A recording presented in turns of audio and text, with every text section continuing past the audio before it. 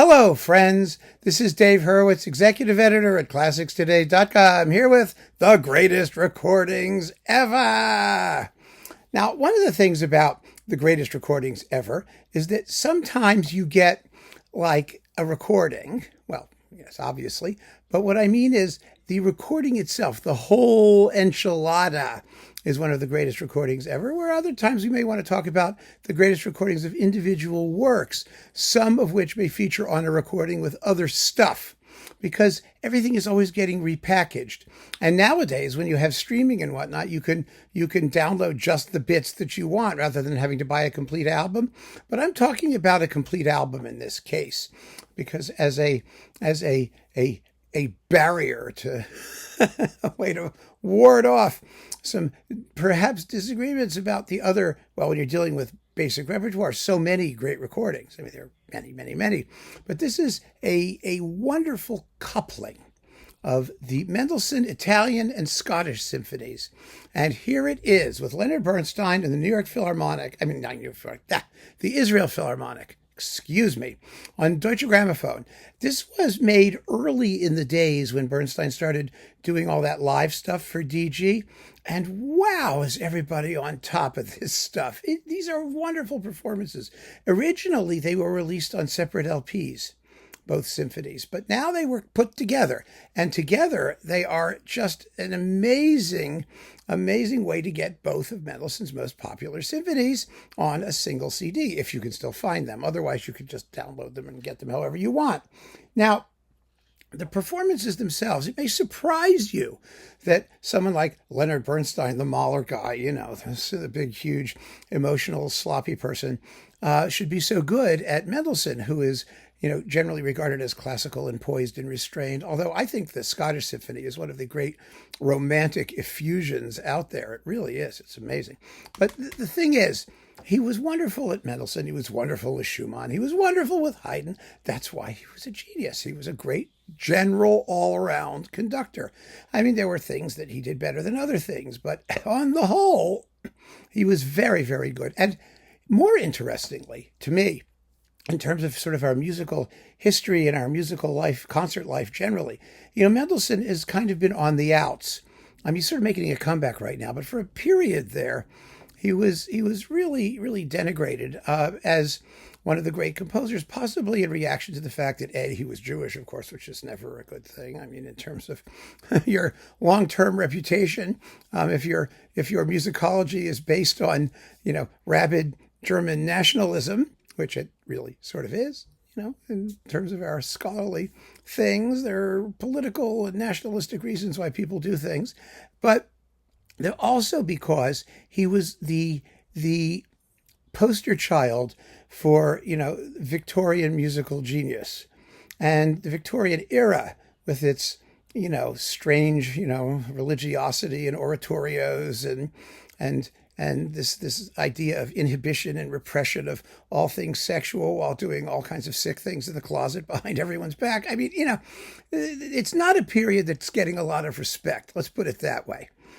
For anything. Its values, it was imperialist, it was colonialist, it was, oh my goodness. It was just not politically correct in so many different ways.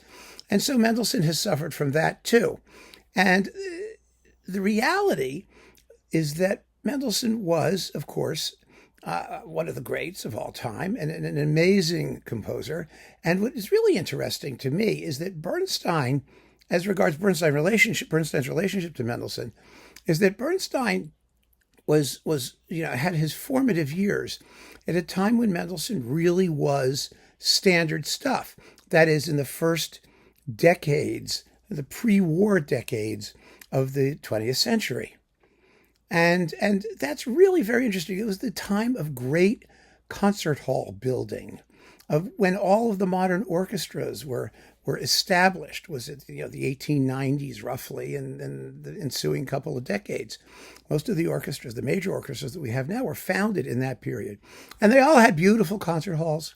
And if you go into those concert halls, remember they have the names of the great composers on the proscenium arch, or on the somehow on the, whatever they call the chazarai that, decorates the room. And you see people like Spohr, you never hear, and Bruch, who's up there often, and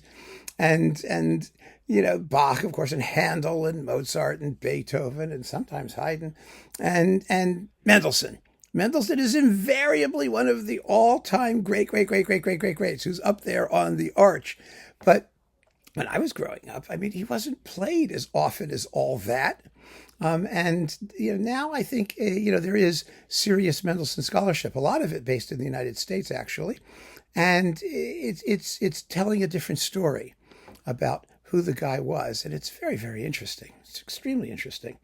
Anyway, my point is that Bernstein was raised in an environment in which everyone played Mendelssohn. And you knew Mendelssohn. And so for him to conduct Mendelssohn was a natural thing. It was like everyone did the Franck D minor. There were just certain works that were part of the canon of accepted classical masterpieces, and everybody knew them, and everybody played them, and they were heard regularly, and most people did them pretty well. They really did. Not everyone did them like supremely well, but they were reliably done very well. So it's not surprising that Bernstein should be so good at Mendelssohn. But anyway, these performances are just spiffy marvelous. They really are.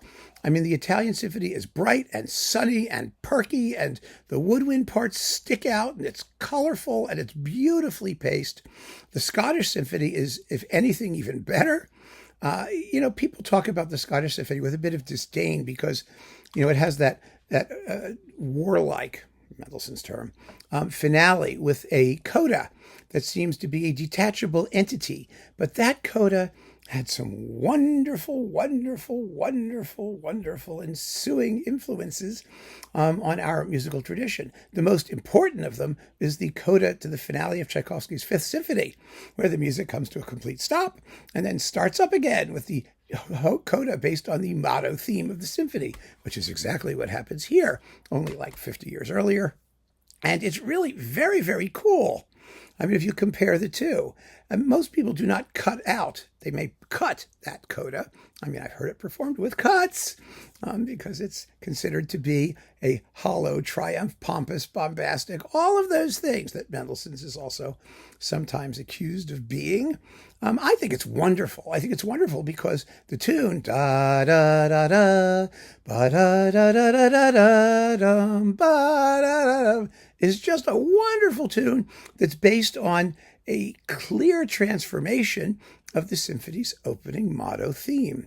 Do, do, do, do, do, do, do, do. Well, how it goes. Anyway, it's fabulous. Why don't people like it? I don't know. They think it's emotionally unmotivated.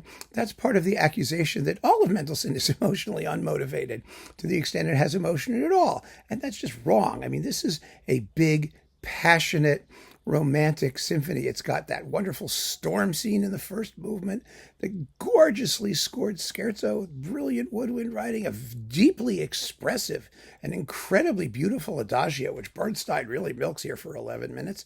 And good for him. He makes the symphony into a major statement without exaggeration, without being, rhetorically otiose, if you want to use that term. He really just gets it and projects it beautifully. It's a fantastic thing. And the other influence that's hilarious of the coda, by the way, of the Mendelssohn Scottish Symphony is in Gilbert and Sullivan. If you know your Pirates of Penzance, and you know the scene with the bumbling policeman when the foeman bears the steel, tarantara, tarantara, that business. And then there's a whole concatenation of choruses with the women singing, "Go, ye heroes, go to glory, though ye die in combat, go." And then they combine it. They do the whole thing like there. It's just wonderful fun. We sang it when I was in high school. We did the Pirates of Penzance, and it's just incredible fun to sing. But the coda to that number, when they're going, Away, away, tarantara, these pirates slay, tarantara, then do not stay, tarantara, then why this delay, tarantara, oh yes we go, yes, forward to the foe, yep, yes, forward to the foe, yes, but you don't go, we go, and they go through this whole thing, where the coda that just won't quit pops in, and that coda is a literal lift from the coda of Mendelssohn's Scottish Symphony, which obviously Sir Arthur Sullivan would have known extraordinarily well, having been trained in Leipzig and having grown up in Victorian England, where Mendelssohn was, the god of music. And the audience would have known it too. And they would have found that passage, a musically knowledgeable audience, absolutely drop dead hysterically funny. And it is, if you know your Mendelssohn. So I'm just giving you a hint. Listen to Mendelssohn's Scottish Symphony, listen to that coda, then go get your recording of the Pirates of Penzance and play that number when the foeman bears his steel and all of that business, and just listen to the two of them, and you will be in stitches.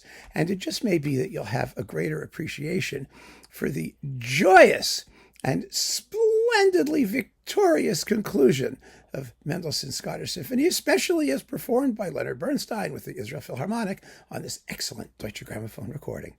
So keep on listening, friends. Thanks for joining me. Take care.